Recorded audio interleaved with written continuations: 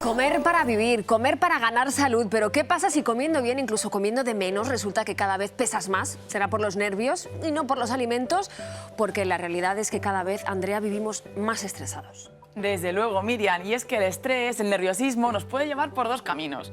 O bien porque adelgacemos porque se nos cierra el estómago y no comemos tanto o porque se nos activa mucho el metabolismo, o por el camino totalmente contrario, que es el de ganar grasa, que es el más común cuando tenemos un estrés crónico que ya se incorpora en nuestra rutina, y de ahí la famosa frase de es que los nervios me engordan, que tiene cierto fundamento científico.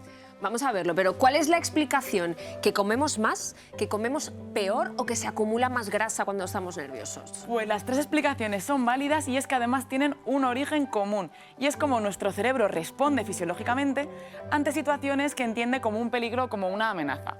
Y es que esto lo tenemos escrito en nuestros genes. Si piensas en nuestros antepasados, cuando les iba a atacar una bestia salvaje que les podía matar, pues el organismo se pone en modo defensa, en modo lucha, y suceden una serie de reacciones químicas que nos suben las hormonas del estrés, como el cortisol o como la adrenalina.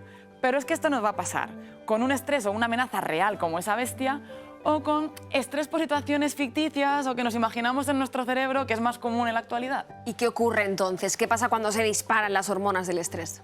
Pues ocurre, Miriam, que nuestro cerebro y nuestro sistema nervioso están constantemente conectados con nuestro sistema digestivo. Entonces, las glándulas suprarrenales que tenemos aquí encima de los riñones generan hormonas del estrés como ese cortisol y las liberan a sangre, a circulación. Y ahí suceden principalmente dos consecuencias. La primera es que ante el estrés el organismo busca tener energía de la forma más rápida posible, y el nutriente que nos va a dar esa energía más deprisa es la glucosa, con lo cual liberamos toda la glucosa a circulación, hasta el nivel que, por ejemplo, en personas diabéticas se ve que cuando están en una etapa de más nervio, más estrés, tienen más picos de glucosa o tienen más hiperglucemias. Y la segunda consecuencia es que, además de soltar toda la glucosa, el cuerpo dice, oye, a ver si esta situación se va a alargar mucho en el tiempo, necesito reponer glucosa. Por tanto, nos invita a que la comamos. ¿Cómo? Pues subiendo la grelina, que es la hormona del hambre, que tanto hemos hablado de ella, que además de darnos hambre, inhibe a la hormona leptina, que es la hormona de la saciedad. Y todo esto puede suceder automáticamente en una situación de muchos nervios. Y nos entra hambre, pero no de cualquier cosa, ¿no? De pasteles, de bollería, de patatas fritas. ¿Por qué? Pues porque fisiológicamente es lo que nuestro organismo necesita en ese momento. ¿Qué busca? Pues alimentos que aporten en muy poquito volumen muchas calorías y energía rápida, que va a venir de esos azúcares añadidos, también de cereales o de harinas refinadas o blancas en lugar de integrales, porque al quitarle la fibra, como se absorbe más rápido, nos da la energía más deprisa. Y también si complementamos con las grasas refinadas, grasas saturadas, ¿en qué se traduce? Pues que el cuerpo busca alimentos que sean muy palatables, muy sabrosos, pero que son productos que son más insanos. Y si le sumamos que la alimentación por estrés es una alimentación que volcamos emociones en la comida, eso siempre nos lleva a buscar lo más sabroso y no precisamente los alimentos más saludables. Vamos, que comemos más y comemos peor. Pero ¿por qué más engordamos cuando estamos tan estresados o nerviosos? Como tomamos azúcar de más, porque en bollería, galletas es muy fácil que nos pasemos, el azúcar que el cuerpo ya no tiene más que hacer con ella, la transforma en grasa, y más grasa que vamos a acumular en nuestro tejido adiposo. Y todo esto en situación de estrés, aunque la grasa la podemos acumular en cualquier parte del organismo, tendemos más a acumularla a nivel abdominal.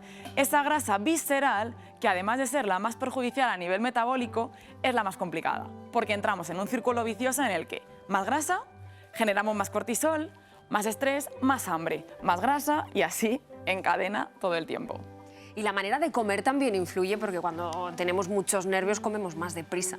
Sin duda que la velocidad a la que comemos influye muchísimo, y es que cuando vamos con prisa ni comemos, prácticamente engullimos, ¿no? Entonces nos tomamos un plato completo en tan solo 10 minutos, cuando lo recomendable sería que desde la primera cucharada, cuando empieza a comer, hasta el postre, estuviéramos al menos en torno a unos 20 o a unos 30 minutos, porque es a partir de ese momento que nuestro cerebro ya es capaz de recibir señales de saciedad, de que el estómago ya se siente pleno, ya está lleno. Entonces, si comemos tan deprisa, sigo comiendo porque no me lleno, pero a la media hora de repente me viene todo el hinchazón, la pesadez, en la que noto que me he pasado. Vamos, que para empezar tendríamos que comer más despacio, comer más conscientemente, lo que hoy en día se llama mindful eating.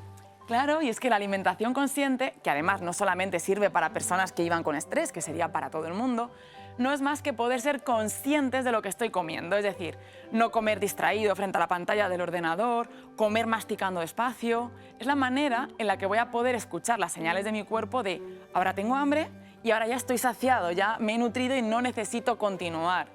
Pero con el hambre emocional eso es muy difícil. Además, muchas veces comemos por estrés y veo que ni siquiera me sacio, incluso es que me estreso más. Y eso también se nota en que, por ejemplo, hay veces que simplemente un vaso de agua o una infusión sin azúcar, es que ya te vale. Y ojo, no es que te quite el hambre, es que lo que necesitabas no era comer, era sentirte como entretenido porque estabas estresado. Ya. Y si después de esa infusión o de ese vaso de agua no te vale, como tú dices, si sigues teniendo hambre, ¿qué?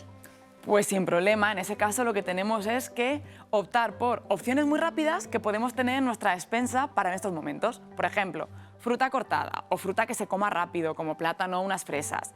Cereales integrales como unos copos de avena que nos sacian más. Hortalizas como la zanahoria pelada, que además la podemos poner con un poco de hummus casero. O, por ejemplo, frutos secos, pero no la bolsa entera, que si estoy en un momento de estrés, empiezo y cuando me quiero dar cuenta es que me he comido la bolsa entera. O un puñadito, o por ejemplo con cáscara, que tardo más en comérmelos. En resumen, meter opciones de fruta, verdura y hortaliza, altas en fibra y en proteína, que son los nutrientes más saciantes. Y todo eso nos viene muy bien para esos momentos que estamos en casa entre horas, que no sabemos muy bien lo que picar, lo que tomar y todavía no es la hora de comer o de cenar, ¿no? Y es que de nuevo tiene un sentido, porque tú cuando llegas a casa, estresado, después de un día muy ajetreado, el momento en que te sientas en el sofá, se te aflora todo lo que tenías acumulado. Te entra el hambre justo en el momento que tienes a disposición todos los alimentos de tu casa.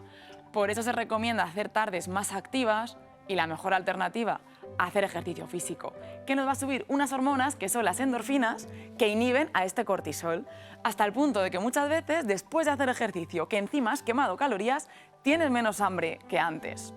Otra alternativa podría ser la respiración diafragmática, justo antes de comer, un minutito, que nos va a ayudar a relajarnos antes de empezar a comer. Y sobre todo va a ser muy buena idea en las cenas, porque si ceno más despacio y tengo mejores digestiones, voy a tener también una mejor calidad del sueño. Y recordemos que si duermo mal, aumento mis niveles de estrés y empiezo también toda la cadena. Saber dormir también es saber vivir. Muchas gracias, Andrea. A ti, gracias, Miriam.